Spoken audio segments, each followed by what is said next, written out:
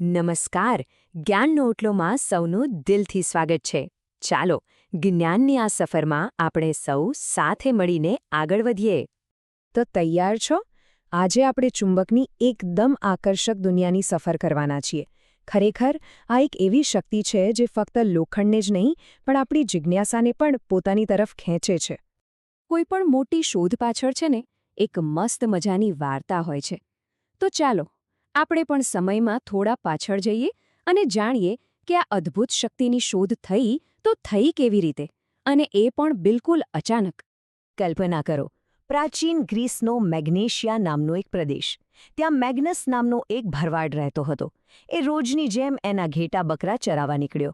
એની પાસે એક લાકડી હતી જેના છેડે લોખંડની ટોપી લગાવેલી હતી. હવે બન્યું એવું કે અચાનક એની લાકડી એક પથ્થર સાથે એવી તો ચોંટી ગઈ કે છૂટી જ નહીં. એને તો થયું કે આ શું જાદુ છે. બસ આજે રહસ્યમયી ઘટના બનીને એ જ હતી કુદરતી ચુંબકની પહેલી શોધ. હવે સવાલ એ છે કે આ જાદુઈ પથ્થરનું નામ મેગ્નેટ પડ્યું કઈ રીતે? તો એની પાછળ બે વાતો છે. અમુક લોકો માને છે કે એ ભરવાડ મેગ્નસના નામ પરથી પડ્યું, તો અમુકનું કહેવું છે કે એ જે મેગ્નેશિયા પ્રદેશમાં મળ્યો હતો એના પરથી એનું નામ મેગ્નેટાઇટ રાખવામાં આવ્યું. અને બસ એમાંથી જ આપણને આજનો શબ્દ મળ્યો, મેગ્નેટ, એટલે કે ચુંબક.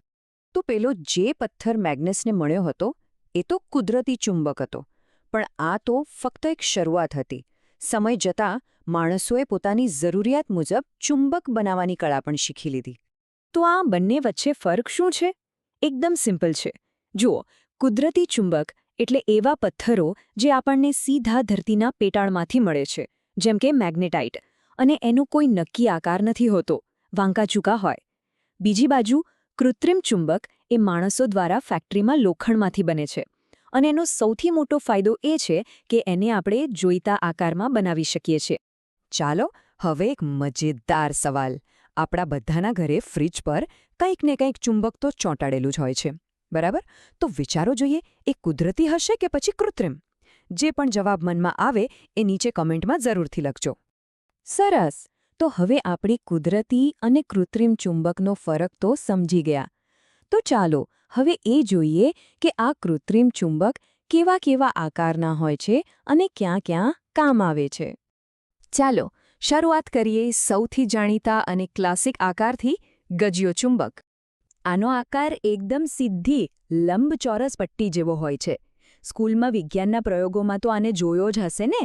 અને હા, જે હોકાયંત્ર દિશા બતાવે છે એની સોય પણ આનાથી જ બને છે. હવે આવે છે એક એવું ચુંબક જેનો આકાર પણ ખાસ છે અને તાકાત પણ જબરદસ્ત છે, ઘોડાની નાળ જેવો ચુંબક. આનો જે અંગ્રેજી યુ જેવો આકાર છે ને એ જ એની સુપરપાવર છે, કારણ કે એના બંને છેડા એટલે કે એના ધ્રુવો એકદમ નજીક આવી જાય છે, અને એટલે જ એ બહુ શક્તિશાળી બની જાય છે.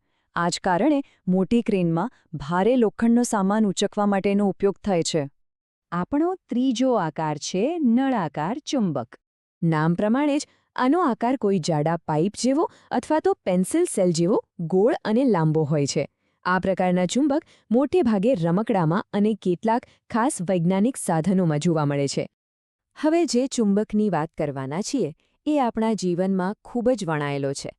આ છે કંકણાકાર એટલે કે રિંગ ચુંબક. દેખાવમાં બિલકુલ બંગડી જેવો, વચ્ચે કાણું હોય. પણ આ નાનકડો ચુંબક છે ને સ્પીકરમાંથી આવતા અવાજ અને મોટરને ગોળ ફેરવવા પાછળનો અસલી હીરો છે. જૂના ટેપ રેકોર્ડરમાં પણ આ જ વપરાતો. અને આપણો છેલ્લો આકાર છે બોલ એન્ડેડ ચુંબક, જેનો દેખાવ એકદમ મજેદાર છે. આને જોશો તો તરત જ જીમમાં કસરત કરવાના ડમ્બેલ્સ યાદ આવી જશે, બરાબર ને? એની રચના એવી જ હોય છે, એક લાંબી પટ્ટી જેના બંને છેડા પર નાના નાના બોલ્સ હોય. નમસ્કાર. ચાલો આજે વિજ્ઞાનના એક એવા મજેદાર રહસ્યને ઉકેલીએ જે આપણી રોજિંદી જિંદગીનો જ એક ભાગ છે. આજે આપણે ચુંબકીય અને બિનચુંબકીય પદાર્થોની અદ્ભુત દુનિયામાં એક સફર કરવાના છીએ. તમે ક્યારેય આ વાત નોટિસ કરી છે કે ચુંબકને લોખંડની ચાવી પાસે લઈ જાઓ તો એ તરત જ ચોંટી જાય છે, પણ લાકડાની પેન્સિલને તો જાણે ઓળખતું જ નથી? આવો ભેદભાવ કેમ? આખરે આની પાછળનું કારણ શું હોઈ શકે? ચાલો આજે આ રહસ્ય પરથી પડદો ઉઠાવીએ. ખબર છે, આપણી આસપાસ દેખાતી દરેક વસ્તુ છે ને એ બેમાંથી કોઈ એક સિક્રેટ ગ્રુપની મેમ્બર હોય છે. એક ગ્રુપ એવું છે જે ચુંબકનું પાક્કું દોસ્ત છે અને બીજું એવું જે એને બિલકુલ ભાવ નથી આપતું. ચાલો આ બે ગ્રુપની ઓળખાણ કરીએ. તો પહેલું ગ્રુપ છે ચુંબકીય પદાર્થોનું. આ એવા પદાર્થો છે જે ચુંબકની તાકાતને ઓળખે છે, એના તરફ ખેંચાય છે અને એની સાથે ચોંટી જાય છે, જાણે કે બંને પાક્કા દોસ્ત હોય. તો આ ગ્રુપમાં કોણ કોણ આવે? વેલ, એમાં મુખ્ય તો છે લોખંડ, નિકલ અને કોબાલ્ટ. પણ મજાની વાત તો એ છે કે આપણી રોજિંદી વસ્તુઓ જેમ કે ચાવીઓ, ટાંકણીઓ અને ખીલીઓ એ પણ આ જ ગ્રુપનો ભાગ છે. કેમ? કારણ કે એ બધી આ જ ધાતુઓમાંથી બનેલી હોય છે. હવે વારો છે બીજા ગ્રુપનો, એટલે કે બિનચુંબકીય પદાર્થો. આ લોકો એવા છે જે ચુંબકની હાજરીને સદંતર ઇગ્નોર કરે છે. એમને ચુંબકથી કોઈ લેવા દેવા જ નથી. આ ગ્રુપમાં લાકડું, પ્લાસ્ટિક, રબર આ બધા જાણીતા ચહેરાઓ તો છે જ, પણ સૌથી મોટી નવાઈની વાત તો એ છે કે સોનું, ચાંદી અને તાંબા જેવી કિંમતી ધાતુઓ પણ આ જ ગ્રુપમાં આવે છે. જી હા, એ પણ ચુંબક તરફ જરાય આકર્ષાતી નથી. તો આખી વાતનો સાર શું છે? એકદમ સિમ્પલ છે. જે પદાર્થો ચુંબકીય છે, જેમ કે લોખંડ, એ ચુંબક સાથે ચોંટી જાય છે, અને જે બિનચુંબકીય છે, જેમ કે લાકડું, એ નથી ચોંટતા. આ બધો ખેલ એ વાત પર છે કે કોઈ વસ્તુ શામાંથી બનેલી છે. ચાલો એક મસ્ત મજાની એક્ટિવિટી કરીએ. અત્યારે જ જ્યાં બેઠા છો ત્યાં જ તમારી આસપાસ નજર દોડાવો. કોઈ એવી એક વસ્તુ શોધો જે તમને લાગે છે કે એ ચુંબકીય હશે. તમારો જવાબ શું છે એ અમને નીચે કોમેન્ટમાં લખીને જરૂર જણાવજો. ચાલો, થિયરી તો આપણે સમજી લીધી, પણ હવે સમય છે પ્રેક્ટિકલ કરવાનો.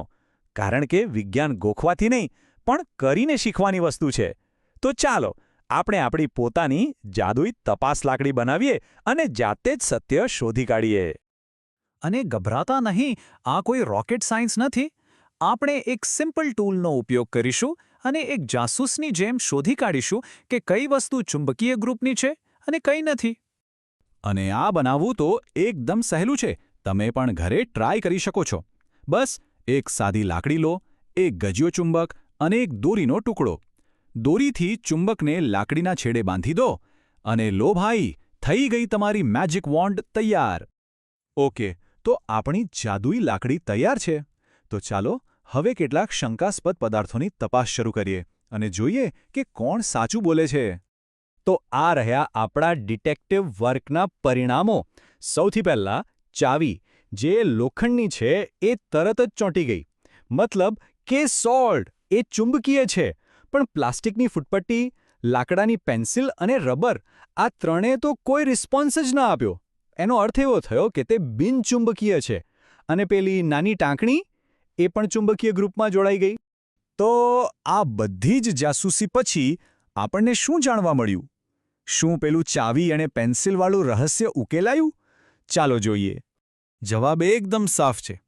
જે વસ્તુઓ લોખંડ, નિકલ કે કોબાલ્ટ જેવી ખાસ ધાતુઓમાંથી બનેલી હોય, ફક્ત એ જ ચુંબકની દોસ્ત બને છે. બાકી બધા માટે ચુંબક એક અજાણ્યો પદાર્થ જ રહે છે. અને આ જ તો વિજ્ઞાનનો અસલી જાદુ છે. એને ગોખવાની જરૂર નથી, એને અનુભવવાની જરૂર છે. જ્યારે આપણે જાતે કોઈ પ્રયોગ કરીએ છીએ, ત્યારે એ જ્ઞાન આપણા મગજમાં હંમેશા માટે ફિટ થઈ જાય છે. તો હવે તમને પણ ખબર પડી ગઈ ને ચુંબકનું અસલી રહસ્ય શું છે? ચાલો આખી વાતને ફટાફટ ફરી સમજી લઈએ. તો યાદ રાખજો, ચાવી અને પેન્સિલ વચ્ચેનો ભેદભાવ કોઈ જાદુ નથી, એ તો શુદ્ધ વિજ્ઞાન છે. કોઈ પણ વસ્તુ ચુંબક તરફ આકર્ષાશે કે નહીં, એનો બધો આધાર એ વાત પર છે કે તે વસ્તુ કયા પદાર્થમાંથી બનેલી છે. બસ આટલું જ સિમ્પલ છે.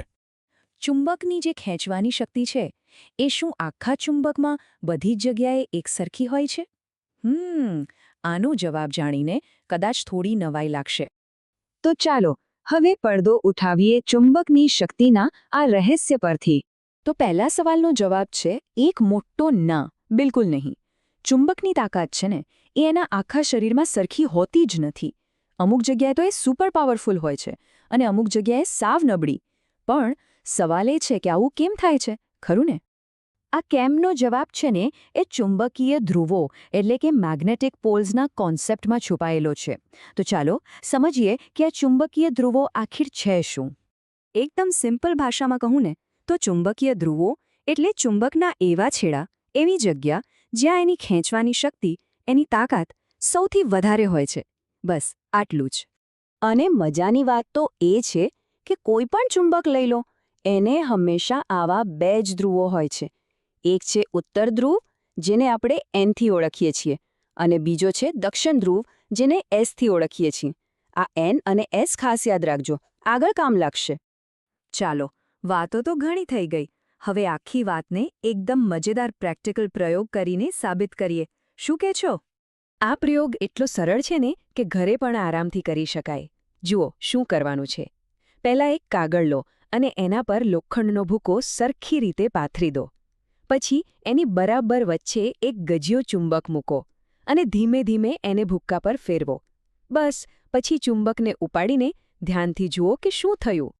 તો શું જોવા મળશે? અરે વાહ, એકદમ જાદુઈ પેટર્ન દેખાશે. જોવા મળશે કે મોટાભાગનો જે લોખંડનો ભૂકો છે ને, એ તો ચુંબકના બંને છેડા પર જ ચોંટી ગયો છે. અને વચ્ચેનો ભાગ? એ તો લગભગ ખાલીખમ છે. તો આ પ્રયોગ પરથી શું સમજાયું? આ જે પેટર્ન બની એનો મતલબ શું? ચાલો હવે એને બરાબર સમજી લઈએ. આ પ્રયોગથી એક વાત તો સાવ સાફ થઈ ગઈ કે ચુંબકની અસલી તાકાત તો એના છેડા પર જ કેન્દ્રિત થયેલી હોય છે. અને વિજ્ઞાનની ભાષામાં આ જ શક્તિશાળી છેડાઓને આપણે શું કહીએ છીએ? બરાબર, ચુંબકીય ધ્રુવો. ચલો હવે એક સવાલ તમારા માટે. આખું વિશ્લેષણ જોયા પછી હવે એ કહો કે ચુંબકના કયા ભાગમાં આકર્ષણ શક્તિ સૌથી ઓછી હોય છે? ફટાફટ તમારો જવાબ નીચે કોમેન્ટમાં લખીને જણાવો. કેવી રીતે એક સામાન્ય દેખાતું ચુંબક કુદરતના હોકાયંત્ર તરીકે કામ કરી શકે છે અને આપણને દિશાઓ બતાવી શકે છે? 1 મિનિટ માટે ચાલો આપણે સમયમાં થોડું પાછળ જઈએ. એક એવા જમાનામાં જ્યારે આજની જેમ ટેકનોલોજી આપણી આંગળીના ટેરવે નહોતી. ક્યારેય વિચાર આવ્યો છે કે જ્યારે સ્માર્ટફોન કે ગૂગલ મેપ જેવું કંઈ જ નહોતું, ત્યારે વિશાળ સમુદ્રની વચ્ચે નાવિકો અથવા ગાઢ જંગલોમાં મુસાફરો પોતાનો રસ્તો કેવી રીતે શોધતા હશે? એ ખરેખર એક મોટો પડકાર હતો, ખરું ને? અને આ મોટા પડકારનો જવાબ બહુ જ સરળ પણ અદ્ભુત છે. એ લોકો ઉપયોગ કરતા હતા ચુંબકનો. હા, એ જ ચુંબક જેની સાથે આપણે ઘણીવાર રમીએ છીએ. તો સવાલ એ થાય કે આ ચુંબકમાં એવું તો શું ખાસ છે? એવો કયો જાદુઈ ગુણધર્મ છે જે દિશા શોધવામાં મદદ કરે છે? ચાલો ઊંડા ઉતરીને સમજીએ કે આખરે એ કામ કેવી રીતે કરે છે. હવે આ છે સૌથી મહત્વની વાત. જ્યારે પણ કોઈ ચુંબકને મુક્ત રીતે હવામાં લટકાવવામાં આવે તો એ થોડીવાર આમ તેમ ફરશે, પણ અંતે હંમેશા અને હંમેશા ઉત્તર દક્ષિણ દિશામાં જ આવીને સ્થિર થશે. આ એનો કુદરતી સ્વભાવ છે. અને બસ આ જ ગુણધર્મના આધારે ચુંબકના 2 ધ્રુવો નક્કી થાય છે. જે છેડો પૃથ્વીની ઉત્તર દિશા તરફ ગોઠવાય એને આપણે કહીએ ઉત્તર ધ્રુવ, એટલે કે નોર્થ પોલ. અને જે છેડો દક્ષિણ દિશા તરફ રહે એને કહેવાય દક્ષિણ ધ્રુવ, એટલે કે સાઉથ પોલ. છે ને એકદમ સિમ્પલ? હવે ખાલી વાતો કરવાથી તો મજા ના આવે. ચાલો ને આપણે જાતે જ એક નાનકડી પ્રવૃત્તિ કરીને આ વાતને સાબિત કરીએ. અને હા, આ પ્રયોગ તમે ઘરે પણ આરામથી કરી શકો છો. આના માટે બહુ કંઈ જોઈશે નહીં. ફક્ત 3 સાદી વસ્તુઓ. 1 ગજિયો ચુંબક, 1 પાતળી દોરી અને એને લટકાવવા માટે એક લાકડાનું સ્ટેન્ડ. અને સાંભળો, જો સ્ટેન્ડ ના હોય તો પણ ચિંતા નહીં. એને એવી કોઈ પણ જગ્યાએ લટકાવી શકાય જ્યાં તે મુક્ત રીતે ફરી શકે. ઓકે, તો પ્રવૃત્તિ એકદમ સહેલી છે. પહેલાં તો તમારા રૂમમાં ઉત્તર દિશા કઈ બાજુ છે એ નક્કી કરી લો. પછી ચુંબકની બરાબર વચ્ચે દોરી બાંધીને તેને સ્ટેન્ડ પર લટકાવી દો. હવે એને એની જાતે સ્થિર થવા દો અને જુઓ કે એ કઈ દિશામાં આવીને અટકે છે. પછી એને હળવેથી ફેરવીને આ જ વસ્તુ ફરીથી ચેક કરો. અને તમને પરિણામ શું મળશે ખબર છે? તમે જોશો કે તમે ચુંબકને ગમે તેટલી વાર ફેરવશો, એ દર વખતે પાછું ફરીને ઉત્તર દક્ષિણ દિશામાં જ આવીને અટકશે. આ જ તો છે કુદરતનું પોતાનું હોકાયંત્ર. તો આ સાદા પ્રયોગ પરથી આપણે શું શીખ્યા? આપણે એ શીખ્યા કે ચુંબકનો દિશા બતાવવાનો ગુણધર્મ એક વૈજ્ઞાનિક હકીકત છે. અને આ જ કારણથી સદીઓથી લોકો એનો ઉપયોગ કરતા આવ્યા છે. ચાલો હવે તમારા માટે એક નાનો પણ મજેદાર સવાલ. તમારા ઘરમાં ઉત્તર દિશા કઈ તરફ છે? એક કામ કરો, તમારા મમ્મી પપ્પા કે વડીલોને પૂછો, શોધી કાઢો અને અમને નીચે કોમેન્ટમાં જરૂરથી જણાવો. ચાલો જોઈએ કોણ સૌથી પહેલા સાચો જવાબ આપે છે. તમે ક્યારેય વિચાર્યું છે કે લોખંડનો એક સાધારણ ટુકડો શું એ સાચે જ એક શક્તિશાળી ચુંબક બની શકે? ચાલો આજે આ સવાલનો જવાબ શોધી કાઢીએ. ચાલો શરૂઆત કરીએ એકદમ મજેદાર પ્રયોગથી. આપણે જાતે જ આપણું એક ચુંબક બનાવીએ. હવે આના માટે કોઈ મોટી લેબોરેટરીની જરૂર નથી. બસ બે જ સાદી વસ્તુઓ જોઈશે. એક લોખંડનો લંબચોરસ ટુકડો અને એક ગજિયો ચુંબક. હા, બસ આટલું જ. છે ને એકદમ સહેલું? જે રીત આપણે વાપરવાના છીએ એનું નામ છે એક સ્પર્શની રીત. નામ પરથી જ ખબર પડી જાય છે કે આ કેટલી સરળ હશે. આમાં બસ એક જ દિશામાં ચુંબક ઘસીને લોખંડને ચુંબકીય બનાવવાનું છે. તો કરવાનું શું છે? જુઓ, લોખંડના ટુકડાને ટેબલ પર મૂકો. હવે ચુંબકનો કોઈ એક છેડો લોખંડના એક છેડા પર અડાડો. પછી એને ઊંચક્યા વગર છેક બીજા છેડા સુધી ઘસો. ત્યાં પહોંચીને ચુંબક ઊંચકી લો અને પાછું જ્યાંથી શરૂ કર્યું હતું ત્યાં લઈ આવો. બસ આ જ પ્રોસેસ રિપીટ કરવાની છે. પણ અહીં એક વાત ખાસ યાદ રાખવાની છે. આ પ્રક્રિયા તમારે ઓછામાં ઓછી 30થી 40 વાર કરવી પડશે. હા, થોડી ધીરજ તો રાખવી પડશે, પણ એનું પરિણામ એકદમ જાદુઈ હશે. અચ્છા, હવે એક સવાલ. શું તમે ક્યારે આવો કોઈ પ્રયોગ કર્યો છે? જો હા, તો તમારો અનુભવ કેવો રહ્યો? અમને નીચે કોમેન્ટ્સમાં ચોક્કસ જણાવજો. વાહ, હવે આપણી પાસે આપણું પોતાનું બનાવેલું ચુંબક છે. તો ચાલો હવે એની પાછળનું વિજ્ઞાન સમજીએ. એના કેટલાક બેઝિક નિયમો છે એ જાણી લઈએ. જુઓ, દરેક ચુંબક ભલેને ગમે તેટલો નાનો કેમ ના હોય, એને હંમેશા બે ધ્રુવ હોય છે. એક છે ઉત્તર ધ્રુવ એટલે કે નોર્થ પોલ અને બીજો છે દક્ષિણ ધ્રુવ એટલે કે સાઉથ પોલ. અને આ ધ્રુવોનો નિયમ એકદમ સિમ્પલ છે. જે અલગ અલગ ધ્રુવો હોય, જેમ કે ઉત્તર અને દક્ષિણ, એ એકબીજા તરફ ખેંચાય છે, જેને આપણે આકર્ષણ કહીએ છીએ.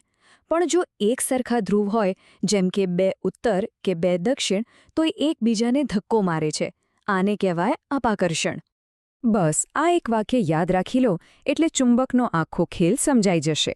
સમાન ધ્રુવો એકબીજાથી દૂર ભાગે અને અસમાન ધ્રુવો એકબીજાની નજીક આવે. આ જ એનો મૂળભૂત સિદ્ધાંત છે. પણ શું ચુંબકની આ શક્તિ કાયમ માટે રહે છે? તો જવાબ છે ના. જો એની સંભાળ ન લેવાય તો એની શક્તિ જતી રહે છે. ચાલો જોઈએ કે કઈ ભૂલોથી ચુંબક નબળું પડી શકે છે. સમજી લો કે ચુંબકના 3 મોટા દુશ્મન છે.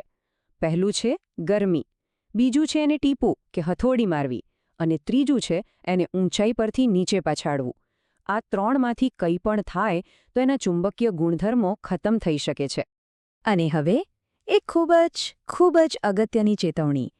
ચુંબકને હંમેશા ઇલેક્ટ્રોનિક વસ્તુઓથી દૂર જ રાખવો. આ સલાહને જરાય હળવાશમાં ન લેતા. કઈ વસ્તુઓને ખતરો છે? તો જુઓ, આપણા mobile, TV, computer, music system અને પેલી જૂની સીડી જેવી વસ્તુઓ ચુંબકના સંપર્કમાં આવવાથી ખરાબ થઈ શકે છે. એટલે સાવચેતી રાખવી ખૂબ જ જરૂરી છે. તો પછી સવાલ એ થાય કે આ ચુંબકની શક્તિને બચાવી કેવી રીતે? એને સાચવવાની સાચી રીત કઈ છે? ચાલો એ પણ જાણી લઈએ. જો તમારી પાસે ગજિયા ચુંબક હોય તો એને હંમેશા જોડીમાં રાખો. પણ કેવી રીતે? તો કે બંનેના વિરુદ્ધ ધ્રુવો એક જ બાજુ રહે એ રીતે. એમની વચ્ચે લાકડાનો એક નાનો ટુકડો મૂકી દો અને બંને છેડે નરમ લોખંડની પટ્ટીઓ લગાવી દો. આ પટ્ટીઓને કીપર્સ કહેવાય છે. અને ઘોડાની નાળ જેવા આકારના ચુંબક માટે તો આનાથી પણ સહેલું છે. બસ એના બંને ધ્રુવો પર એક નરમ લોખંડની પટ્ટી એટલે કે કીપર મૂકી દેવાની છે. બસ થઈ ગઈ. ટૂંકમાં કહીએ તો ચુંબક ભલે ગમે તેટલું શક્તિશાળી હોય, પણ એની અસલી તાકાત અને લાંબી આવરદા એની યોગ્ય સંભાળ પર જ આધાર રાખે છે. આજની આ રસપ્રદ જાણકારી માટે સમય આપવા બદલ આપ સૌનો ખૂબ ખૂબ આભાર. જો તમને આવી જ રીતે સરળ ભાષામાં સમજાવેલા વિષયો ગમતા હોય તો અમારી ચેનલને સબસ્ક્રાઇબ કરવાનું ભૂલતા નહીં. અને હા, અભ્યાસ માટેની વધુ સામગ્રી માટે અમારા વોટ્સએપ ગ્રુપમાં પણ જરૂર જોડાઓ. લિંક તમને નીચે ડિસ્ક્રિપ્શન અને કોમેન્ટ સેક્શનમાં મળી જશે. ફરી મળીશું એક નવા વિષય સાથે.